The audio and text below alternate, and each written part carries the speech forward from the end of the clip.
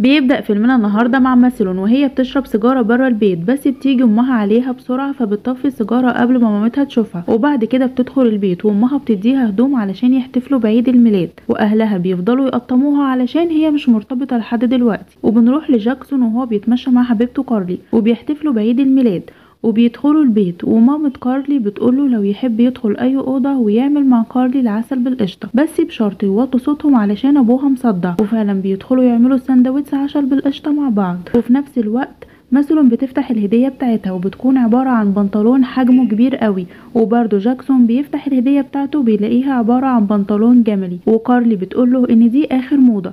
وبعد كده بتسأله عن الهدية بتاعتها، بس هو كان نسي يجيب لها الهدية بتاعتها، وبيطلع لها فلوس بدل الهدية، بس هي بتتضايق منه وبيتخانقوا مع بعض وبيفركشوا. وبعد كده بيروح جاكسون عشان يبدل البنطلون اللي مش عاجبه، وبتكون مثلا موجودة هناك علشان تبدل البنطلون اللي ممكن يلبس معاها 2-3 لانه بيكون واسع قوي.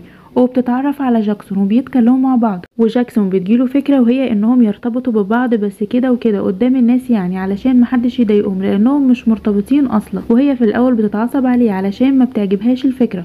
وبعد كده بتروح البيت وامها بتفضل تتصل عليها وتزن عليها علشان ترتبط، فبتقرر مثلا انها تكلم جاكسون علشان يخرجوا مع بعض ولو قدام الناس. وجاكسون بيبقى مبسوط جدا وبيوافق، وبيروحوا مع بعض نايت كلاب وبيقضوا اول موعد غرامي مزيف ما بينهم، وبيقعدوا مع بعض وبيشربوا ويسكروا.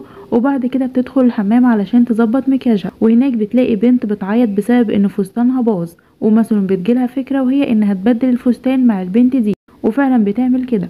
ولما جاكسون بيلاقي كده بينبهر بالفستان، وبتقرر انها ترقص مع جاكسون، بس بيسخنوا في الرقص وفستانها بيتقطع، بس الموضوع بيعدي على خير. وبيركبوا العربية مع بعض وبيقول لها ان اقرب مناسبة جاية هي عيد الحب. وبعد كده مثلا بتشوف حبيبها السابق لوك، بس بيكون مع حبيبته، وبتقعد حبيبته تدلع فيه وتاكله، وسلوم بتتحسر على حالها. بس بيجي بعد كده جاكسون وبيحضنها وبيسلم عليهم وبيعرفهم بنفسه وبيقول لهم انه حبيبها. وبعد كده بتشكره مثلا لانه انقذها من موقف محرج. وبعد كده بيقضوها مناسبات مع بعض، وتقريبا دي مناسبة عاملها الزعيم عادل شكل، وهناك بتعرف مثلا ان اخوها يعرف جاكسون. وبعد كده بيروحوا يقضوا مناسبة عند سلون في بيتها، وبنشوف خالة سلون واسمها سوزان، وبتبقى لابسة ارنب وبتقعد تتنطنط زي العبيطة، وبتشوف شاب صغير وبيعجبها وبتبقى مقضياها مع الشباب الصغير. وبعد كده بتروح مثلا مناسبة مكسيكية مع جاكسون، وبيقعدوا مع بعض ويقضوها ويشربوا ويسكروا وياكلوا وبيتكلموا مع بعض عن العسل بالقشطة. وبعد كده بيفوقوا فبيلاقوا نفسهم نايمين في نفس الأوضة،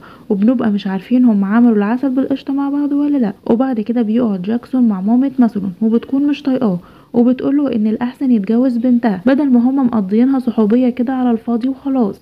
وبتعدي الايام ما بين جاكسون وماسلو وبيقضوها مناسبات مع بعض، وبيقول لها انه بيحبها وبيعملوا العسل بالزبادي كل يوم مع بعض وبيحضنوا بعض، والفيلم خلاص بيخلص على كده.